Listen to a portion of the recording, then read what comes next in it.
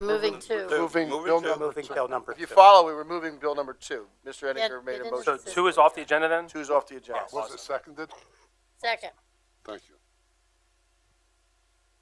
So that's table, no set date? No, It's not tabled, sir. It was Oh, removed. just removed, though. Okay. Anybody ready for roll call? Roll call. Roll call On on the the amendment. amendment. Mayor Panto? Aye. Mrs. Volcano? Aye. Mr. O'Connell? Aye. Mr. Milan? Aye. Mr. Eddinger? Aye. Mr. Brown? Aye. Now on the amended agenda. Mr. Brown? Aye. Mr. Eddinger? Aye. Mr. Milan? Aye. Mr. O'Connell? Aye. Mrs. Volcano? Aye. Mayor Panto? Aye.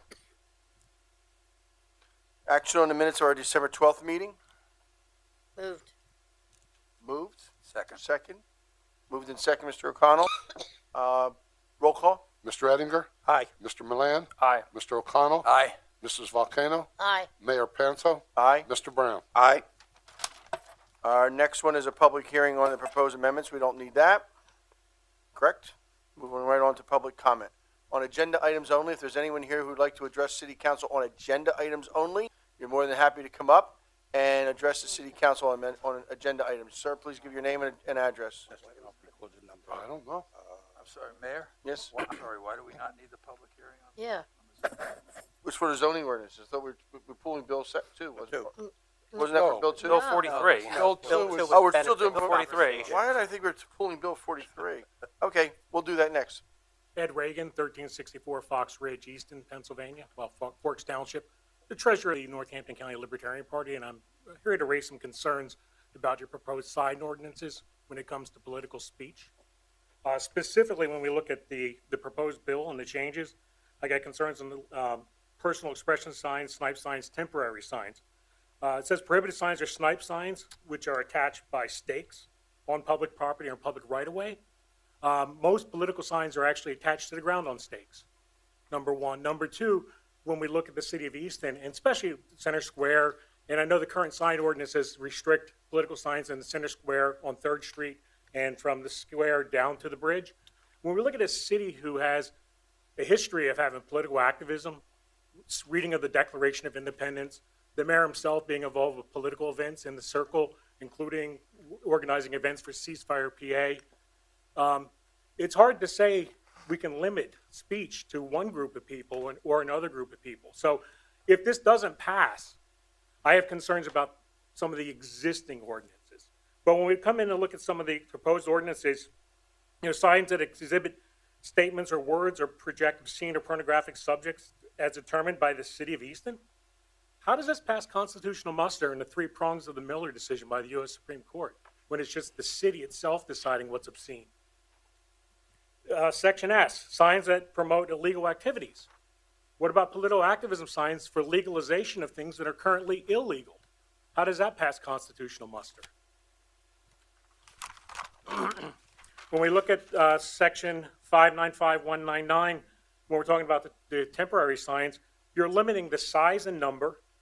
When, what if I want to put signs or somebody else wants to put up signs for 2 political candidates, or 2 advocacies, not just one, not just twice a year, okay? When we look at political, personal belief, or religious signs that are protected by the First Amendment, the size, number, and duration cannot be limited by government.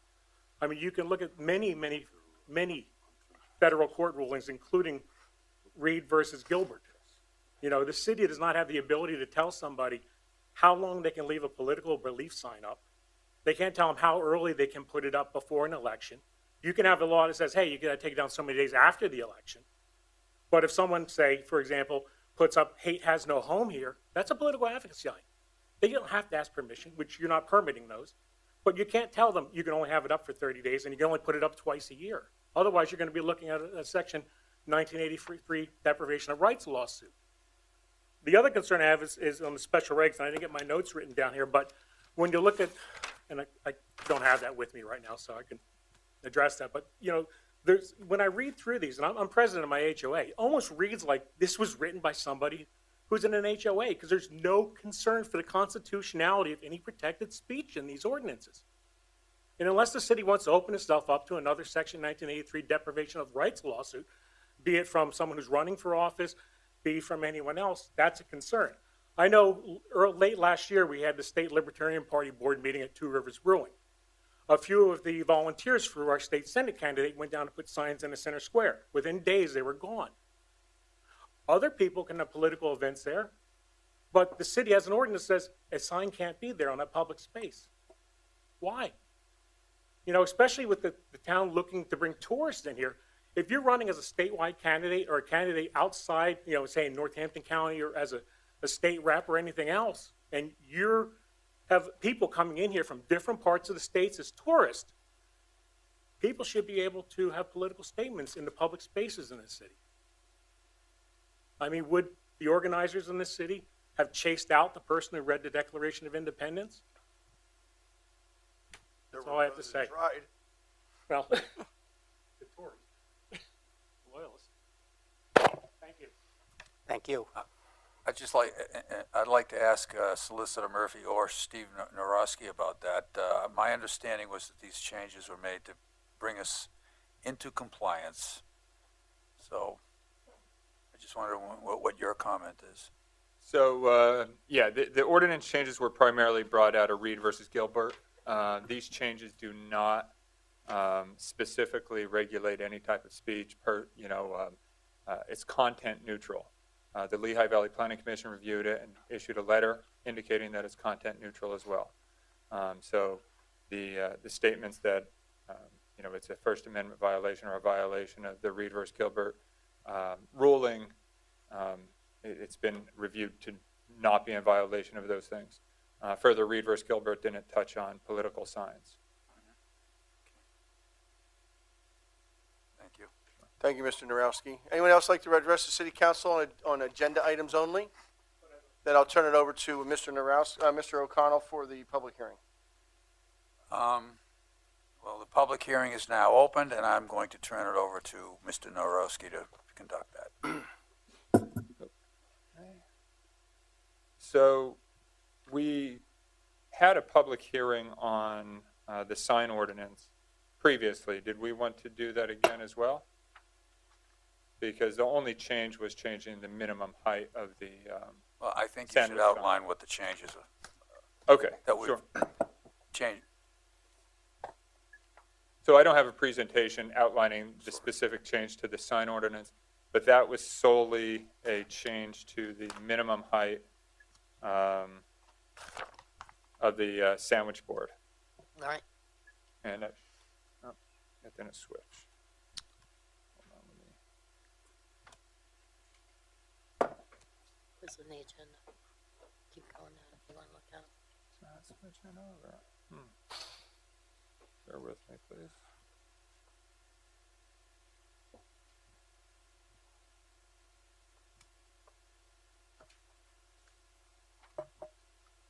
All right. So this spreadsheet just shows the changes, and as you can see in the sign amendment changes from the public hearing, the original sandwich board section only limited a maximum height, and then after a discussion with council during that November meeting, Tripping hazards. right, it was discussed to set a minimum height of 3 feet and a maximum height of 4 feet. So that was the change to the sign ordinance that is before council this evening.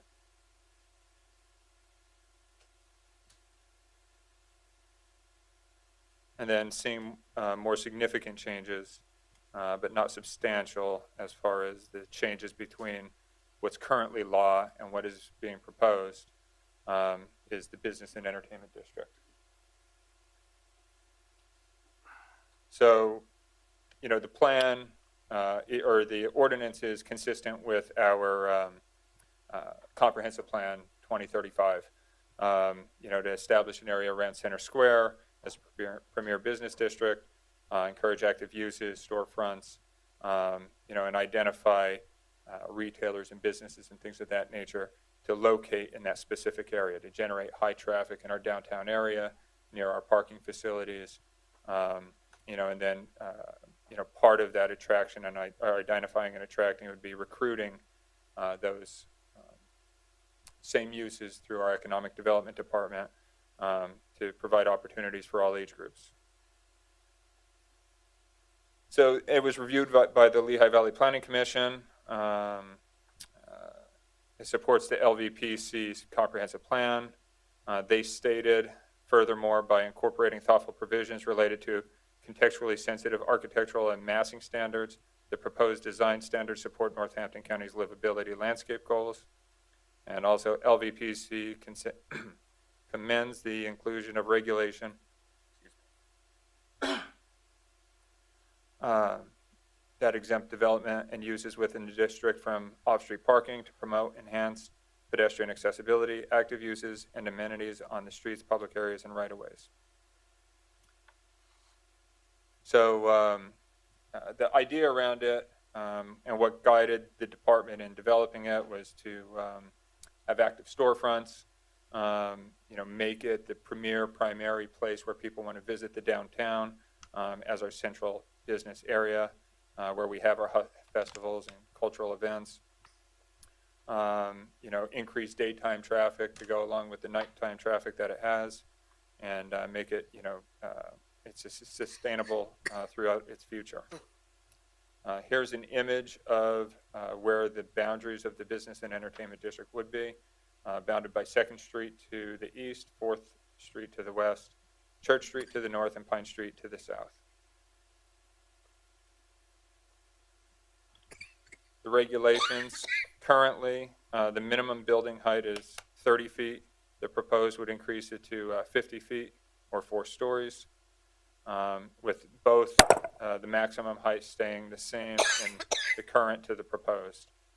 The build-to line would strictly be 0 feet, and would remove the ability to have a setback from that property line to maintain a uniform face. Some uses would be removed, and promoting primarily mixed residential and business uses. And then the maximum footprint would also be removed. The requirement for parking would be eliminated, but we do require that they provide parking data so that the city itself could plan for the impact on the neighborhood and what needs to be provided as far as any type of parking structures or things like that might be concerned. So the design standards are to provide an accessible, urban, and active environment, as touched on earlier. And then some images of such. Here's an idea of what pedestrian accessibility would look like, and streetscape landscape enhancements that fits in with the Regional Planning Commission plan.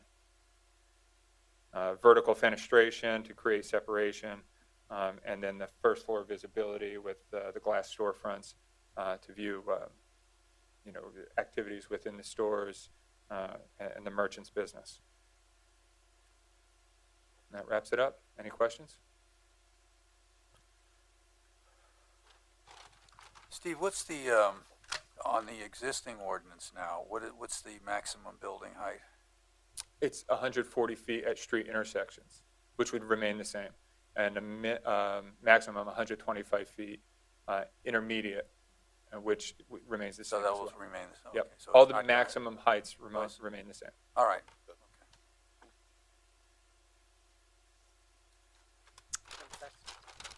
Are there any questions from the audience? From the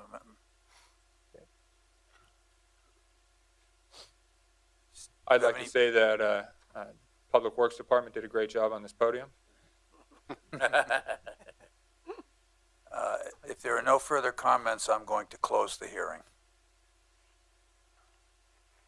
Thank you, Councilman O'Connell. Thank you, Mr. Narowski, for your presentation. Thank you, Steve. This time we'll move on to reports received by council. There are no reports to be received tonight. So reports to the committee's Finance Committee, Councilmember Brown. Thank you, Mayor. I have one thing coming forth this evening, and that's a resolution approving stipulation for council. That is all I have for this evening. Thank you, Mr. Brown. Economic Development Committee, Councilmember Volcano. Thank you, Mayor. At this time, I'd like to turn it over to City Administrator Louis Campos, who is overseeing the Economic Development Department. He was going to update us on our search for a new economic development person, and also update us a little bit on the parking RFPs that went out. Thank you, Councilwoman. Just two updates, as Ms. Volcano mentioned.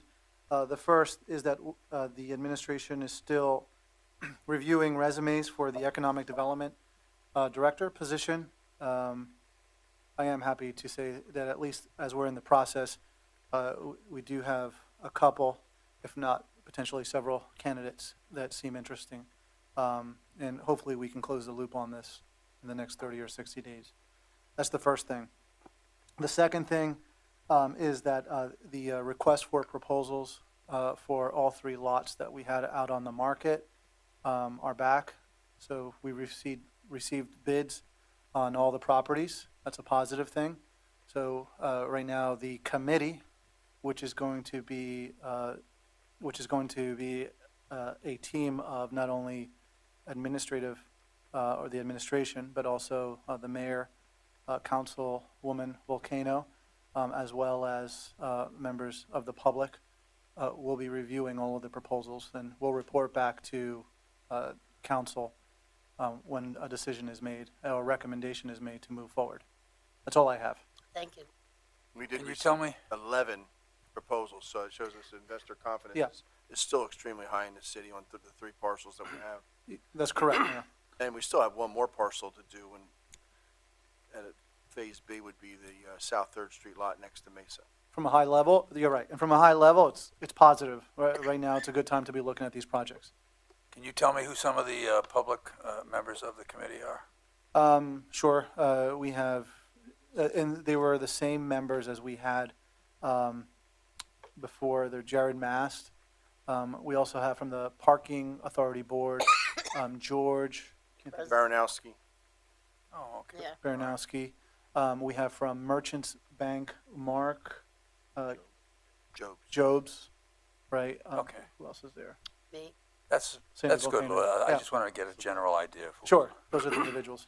Mark, you. And then from the administration, we have myself, Mark Lesnicki, Dave Hopkins, Steve Norowski. So I think we got a good mix Yeah. with, Okay. different mindsets on looking at these projects. Okay, Thank thank you. you. Planning and Code Committee, Councilmember O'Connell. I have no report, Mayor. Public Safety Committee, Councilmember Milan. Thank you, Mayor. I just have one thing. I'm going to be having a Public Safety Committee meeting on the 22nd at 6 p.m.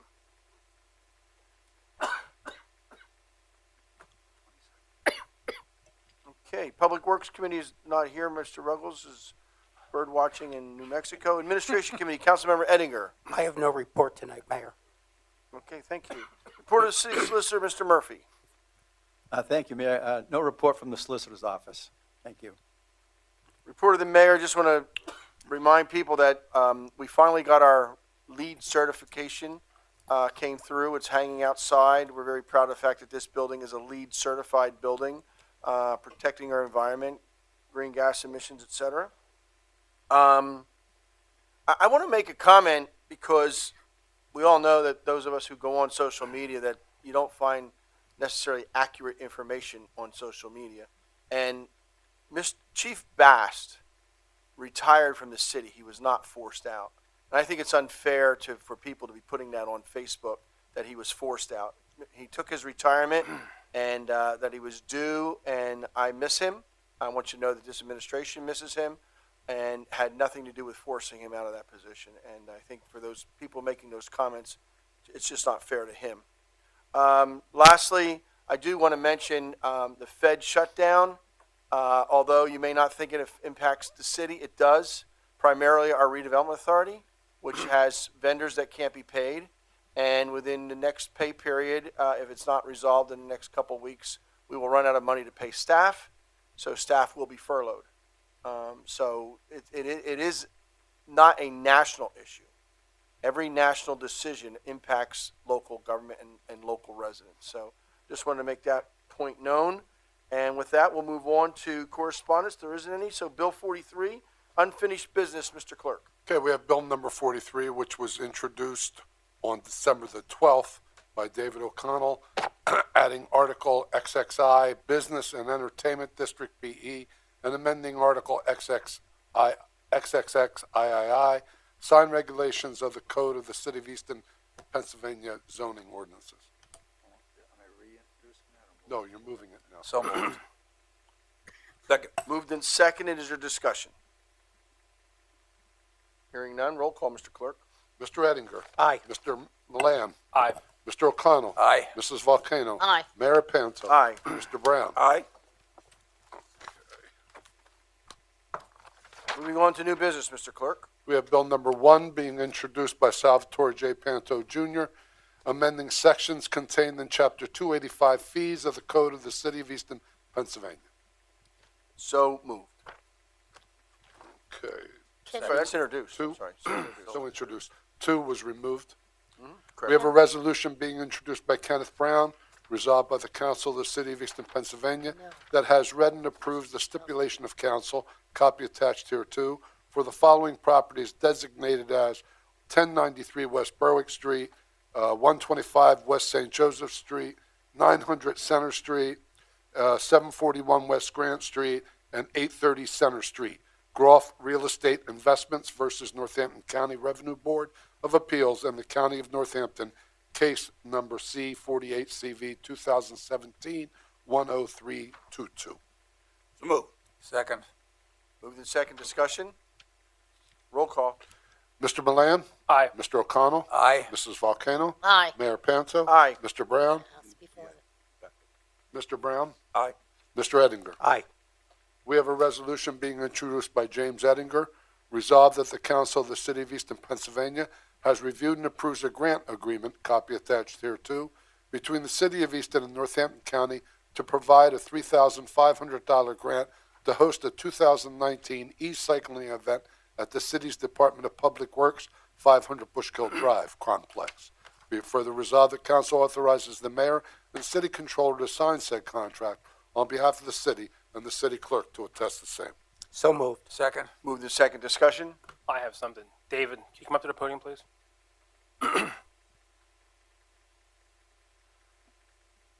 Last week I went down to 500 to throw some paper in the recycling bins at the 500 complex. Okay. And I saw about 15 TVs that must have been collected by your staff.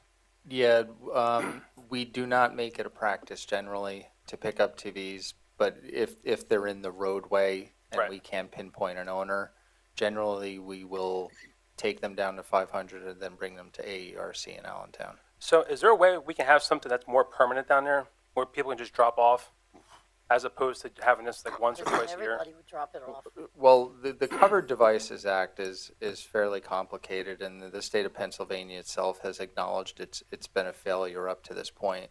When it was originally passed in January of 2013, it was based on it was a weight basis, so people would be able to bring. There was a business on, I don't know if you remember, on Freemansburg Avenue that was there for a while. I forget the name of it, but you could bring your old wooden cabinet TV there. And then obviously the new TVs that are coming in were about a tenth of the weight of the old ones. So the program ran out of money in about 2 months. So they're trying to revamp the program where manufacturers who distribute their products in the state of Pennsylvania, electronic products, pay for the recycling. That has not happened yet.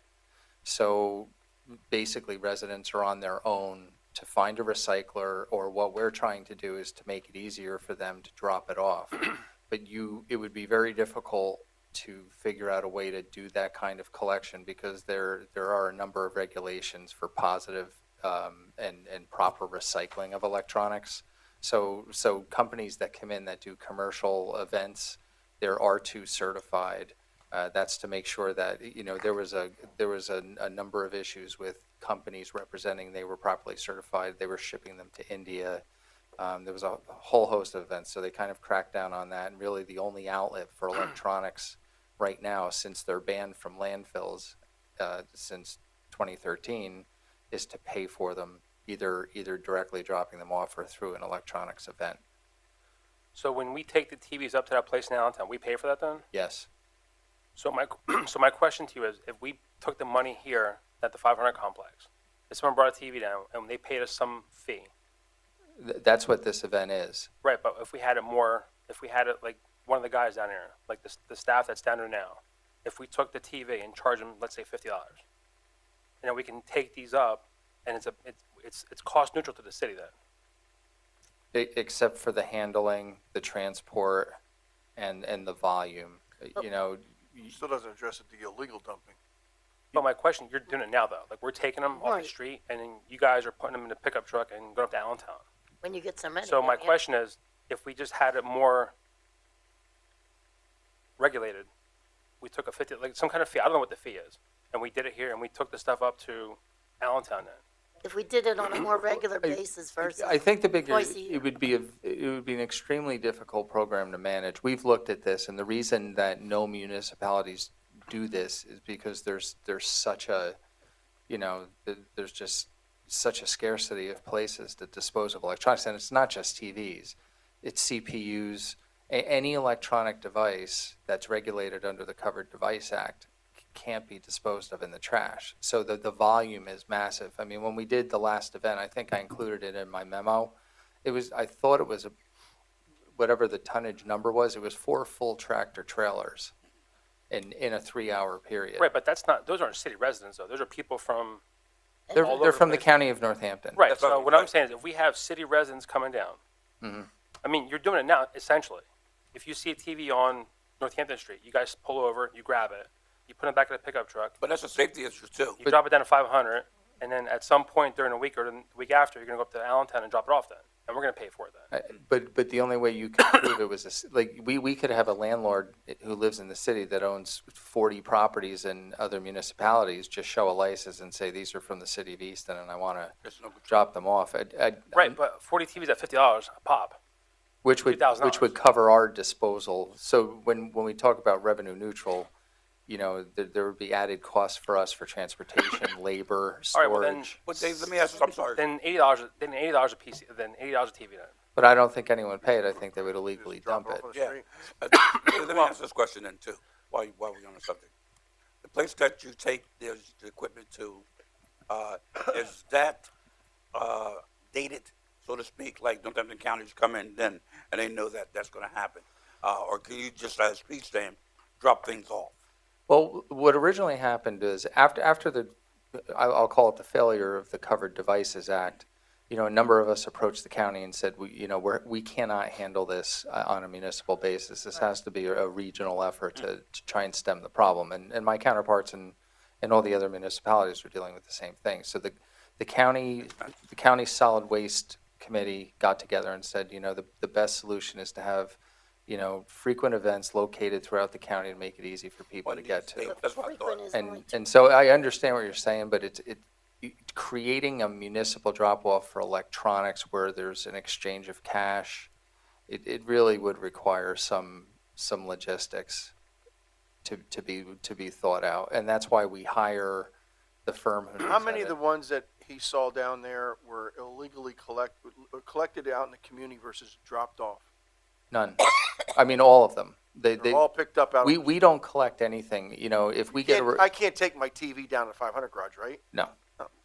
But if it's thrown illegally out in the street or at the drop-off, you know, and we have a number of cameras out now, and we've caught our first 2 illegal dumpers within the past month, just because it's such a problem. And I get it, it's not cheap. You know, your average TV is $40 to dispose of. A lot of people aren't educated about the Covered Devices Act. It was really a legislation that was put in place without thought for, you know, how to execute it. But I think right now the steps that are being put in place by having frequent events that are located in areas that make it easily accessible for people to get to is the right start. And then dealing with the manufacturers and who distribute in the state of Pennsylvania to help cover the cost would be the next step.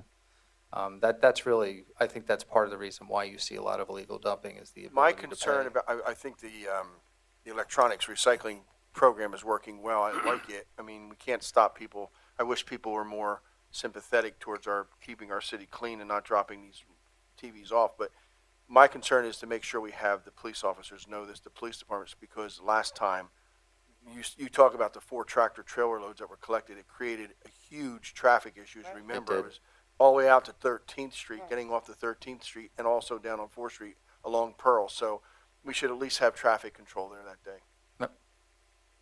Yeah, that was actually unexpected. That was such a jump from the year before, and it was actually a County. good problem to have, that people were showing up and willing to pay the money. We can definitely discuss internally, the merits of trying to establish a municipal drop-off for electronics, but right now I actually think we're moving in the right direction. It might be a possibility We do in the this future twice to a do year. that. We do it once a year here, and then there's one in Bethlehem, there's one in Penargil, and I forget where the other one is. They have one in Nazareth too. Nazareth. Yes, four a year, one every quarter. Okay. Any questions for Thank- Mr. Hopkins or Thanks, anything Dave. else? Thank you. Um, Uh, I think we had, Before you go into. we haven't moved in second. We need comment. a roll right, call. a roll call. Mr. O'Connell? Aye. Mrs. Volcano? Aye. Mayor Panto? Aye. Mr. Brown? Aye. Mr. Ettinger? Aye. Mr. Milan? Aye. Okay, we, I want to ask a question after you're done with the resolution. we have a resolution being introduced by James Ettinger. Resolved that Council of the City of Easton has reviewed and approves a right-of-way encroachment agreement, copy attached here too, between the City of Easton, Pennsylvania and Mike, pardon me, I can't pronounce this last name, President of Luan of Kosovo LLC, with a mailing address of 5 Deer Run, Pittston, New Jersey, 088674250, for the property located at 323 Northampton Street for encroachment into the right-of-way of Northampton Street. Be it further resolved that council authorizes the mayor and city controller to sign said agreement on behalf of the city and the city clerk to attest the same. So moved. Second. Moved in second, discussion. Roll call. Mrs. Volcano. Aye. Mayor Panto. Aye. Mr. Brown. Aye. Mr. Ettinger. Aye. Mr. Milan. Aye. Mr. O'Connell. Aye. Mr. Mayor, before we go into public comment. Sure. In regards to bill number 1, Bill number 1. not Okay. number 1, yeah, that was Yeah. taken off the table. Mm-hmm. Can we have possibly some public discussion, on Tuesday night coming up in reference to C that was completely crossed out, to maybe talk about a compromise under section 1? You're talking about bill number 2, I'm sorry. You're talking I mean, about bill number 2. Yeah, that's fine with me. That's Mr. Ettinger. Why does mine I say think he bill wants to number do 1? that. I believe Mrs. Volcano is looking at bill number 1, what she said. I think she's referring to the parking. The park. Yeah, the Oh, parking. parking. Oh, Yes. okay. Sure, we can do that. I know you get, because already you're the been mayor, you introduced. get all the complaints most of the time. No, it's a, A lot of them do come right, it's window an dust. issue of fairness. No, I agree with you in We one got- respect. Excuse me, Government sir. employees. Sir, could you use the microphone? Yes, I'm sorry, I forgot about that. And Mr. shame, Caruso. shame on us for not doing this before we passed it. Knowing more of Yes. the complaints. Mhm. All of council, I'm just not Yeah. saying, No, shame, it's fine. shame on all of us. We're expected to have a Um, meeting on January 22nd. From what I'm understanding, there's a public safety committee and public, Public administration rather, administration and public works, so. So I'd like to um, put that and maybe talk about it a little more and maybe get some more information. I don't Sure, know. be great, not a problem, Any backup on that? not a problem. Anyone Thank else from you. council have anything before we open up public comment? Mr. Hopkins. There was a note in your packet about the equipment purchases Oh, yeah. from the department, and I just, since the budget hearing was, a month and a half ago, I just wanted to, make sure that we were clear to go on these purchases. They're all from our annual liquid fuels allocation. Most of them are replacement equipment for, equipment that we have now that's reached the end of its useful life. And generally, the way the process will work is that, we'll place the order for the equipment. There's generally a long lead time, and then we'll be coming back to council for approval of the municipal leases, which has actually been a very good way for us to buy equipment because it spreads the cost over a couple of years, which is generally far less than the life cycle of the equipment. And it also keeps us under our annual liquid fuels cap, which they have said it's a percentage of our total allotment.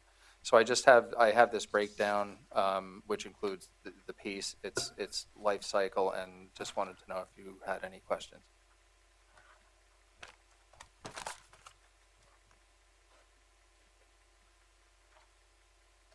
Thanks, David.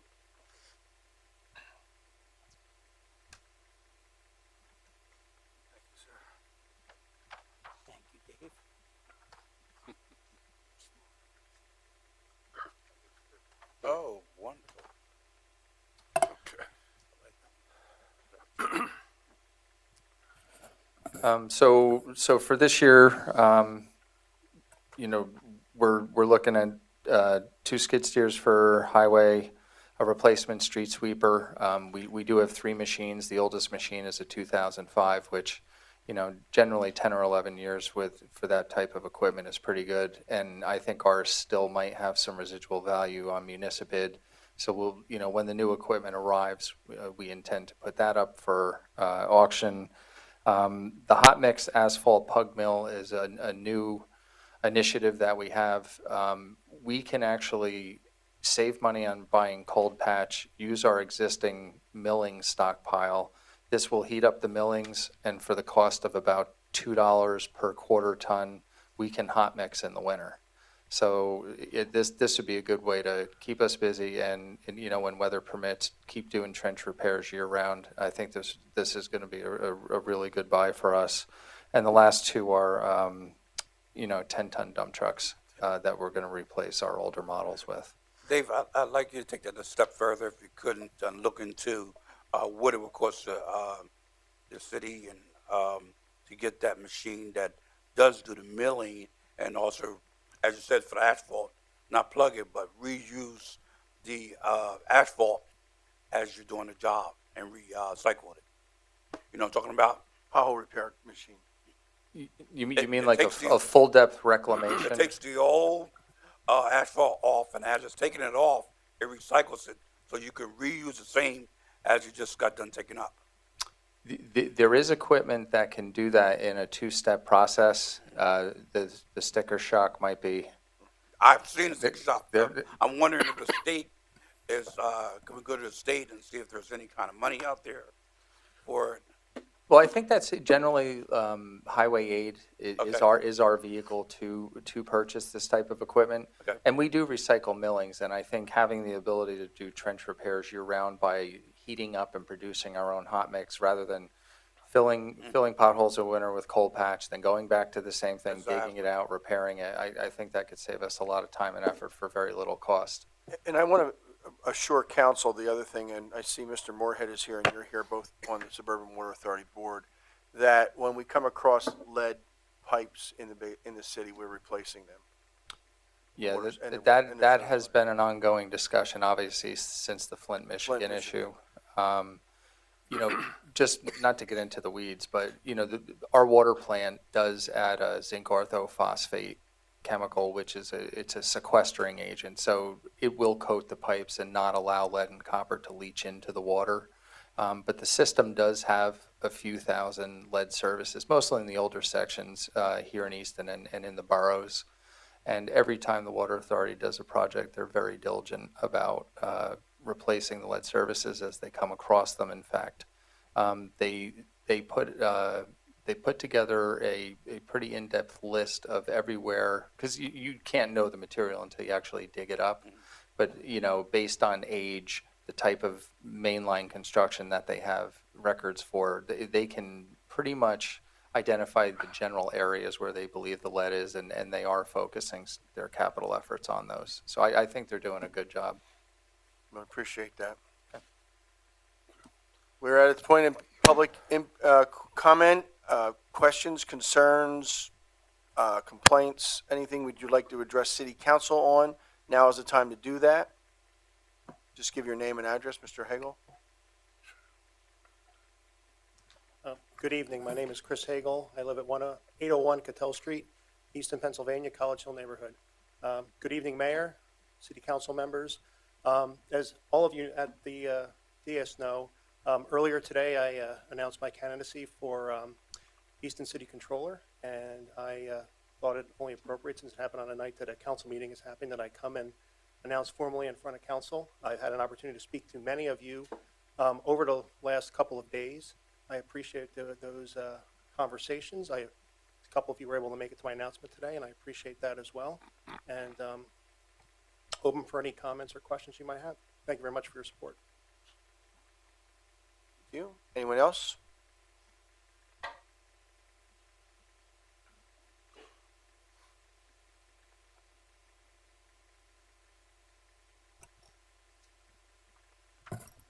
Ed Reagan, 1364 Fox Ridge, Forks Township. Wanted to share with council tonight that many federal district and circuit courts have ruled that it's a violation of the First Amendment and unconstitutional for any politician or any government entity to block, censor, or delete any posts or comments by individuals that are critical of them. Mayor Salpanto has used his Facebook account to comment as the mayor, make official comments, and make city announcements, etc. Much of this is done in the Easton, PA Facebook group, which is, for all intents and purposes, a public forum. I have been critical of Mayor Panto's public posting related to political signs hung in the city in accordance with city ordinances, when he had gone on to complain about someone hanging signs in the city using tape, when the city ordinances call for the use of tape. I have also been critical of his posters related to Shalom Newman's First Amendment protected speech, his art, and his political signs. I have also been critical of the city's conversion of taxable real estate in the city without pilots, the Easton Area School District, effectively causing my taxes to go up as the city causes tax losses to the Easton Area School District. Mayor Panto's response to my criticism has been to block me on Facebook. 2 days ago, a federal appeals court reaffirmed that blocking people critical of government and government officials is a violation of the First Amendment. I am here to put the city on notice that if this matter is not resolved in 30 days, I will be filing a federal Section 1983 deprivation of rights action against the mayor and the city. Thank you. For the record, that happens to be my personal Facebook page. The city's official page is called Easton, official Easton City of Easton page. So I can do what I want on my personal page. It's Excuse me, Mr. sir. Reagan, I really don't want to debate you. You're not even a resident of our city. You were not blocked for what you said about my policies. You were blocked because you made comments, negative comments, because of my travel to Italy, because of my work ethic. You were blocked because you got personal.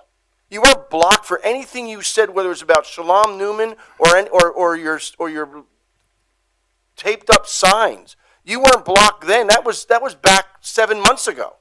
You weren't blocked then, because I really don't care what you have to say. I listened, I read it, and I can learn from people who oppose me. I know you don't believe that, but I can. But you got personal.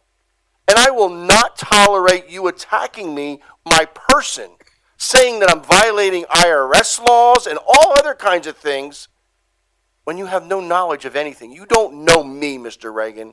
You've never met me. You've never had a conversation with me. You need to grow up. If you want to talk to me, my office is right down the hall. I'm there at least 15 hours a day. I'm working for this city. I don't work for you. I work for the residents of this city. So I'm not going to tolerate personal attacks. I won't do it. I'm not the kind of guy that backs off of an argument, but I also can learn from you many things.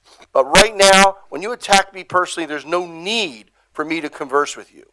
You don't live in my city. I have other people who have been personally attacking me on Facebook.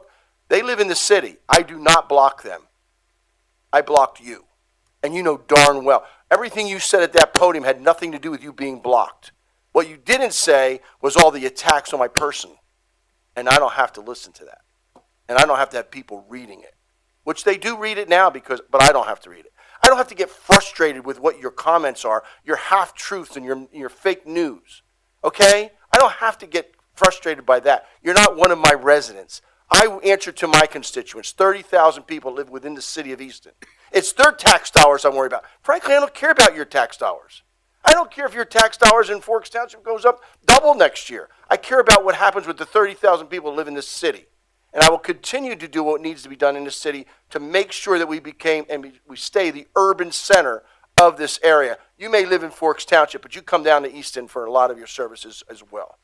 But if you don't, great, stay home. I don't really care. I don't subscribe to your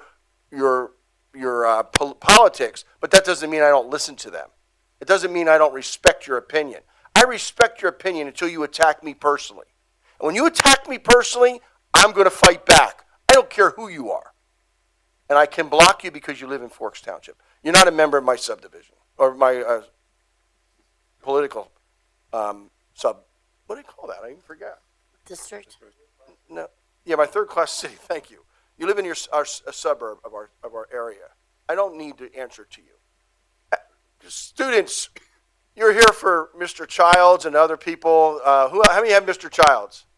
When I was a school teacher, Mr. Childs was not in my class. He was only in a study hall. But he's our basketball coach now, and I get to rub him the wrong way once in a while. Me too. You know, Mr. Brown is one of the referees. Well, he's a high school basketball referee. I want to thank you for coming. Social media is something you're gonna live with, and it's unfortunate. You're growing up. The only place you get your news anymore is social media. We have great newspapers in the area, but unfortunately, people aren't reading the newspapers anymore. They're going to social media for their news. And I want you to understand that not everything you read on the internet is true.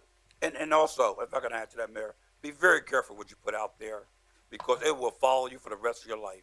That's so true. Going into college and coming out of college and looking for a career, they have HR departments that are looking directly at that kind of a thing. So be very careful. Very true. First thing you're going to do is Google your name. That's right. Google's now an adjective in the English language. I Googled it. But seriously, does any of the students have anything to say? Any comments? I know you want your paper signed to prove that you were here. After You're all the test. waiting for that. After the test. Oh, yeah, Mr. Brown's going to administer a test. All right, anyone else? Is there a motion to adjourn? A motion. Second. Moved in second. Discussion. Roll call, Mr. Clerk. Mr. Milan? Aye. Mr. O'Connell? Aye. Mr. Volcano? Aye. Mayor Panto? Aye. Mr. Brown? Aye. Mr. Ettinger? Aye. Mr. Narowski. Kurt, what's up?